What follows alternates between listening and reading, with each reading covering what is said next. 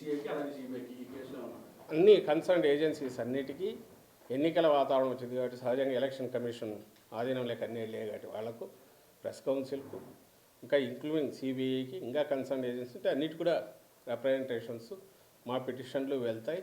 ముందు ఈ తలనొప్పి ఏదో వదిలి అది తేలాలి, అది ఖచ్చితంగా నీడియల్ ఆఫ్ సస్పిషన్ కాదు, బలమైన ఇదే ఆధారాలతో చంద్రబాబు నాయుడు కుటుంబము లేదా ఆయన వదినకు సంబంధించిన కుటుంబము వాళ్లకు లేదా టీడీపీ యాక్షన్ ప్లాన్ ఈ ఎన్నికల్లో ఎట్నో అట్లా అడ్డదారులు ఇది చేయాలంటున్న దాంట్లో దీని రోల్ కూడా ఉండే అవకాశం ఉంది కాబట్టి ఈ కంటైనర్లో ఉన్న డ్రగ్స్ కూడా దాని పర్పస్ కోసం వచ్చింది ఆయన గట్టిగా అనుమానిస్తున్నాం కాబట్టి ఆ దిశగా ఇన్వెస్టిగేషన్ జరగాలి. ఎలక్షన్ కమిషన్ కూడా కాగ్నిజెన్స్ లేక తీసుకోవాలని కోరుతాం.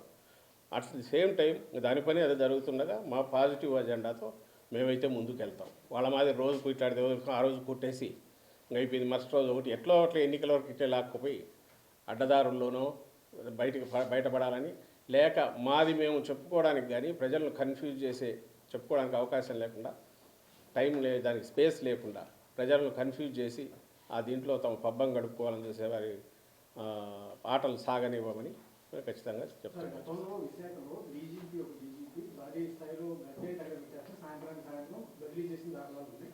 అయితే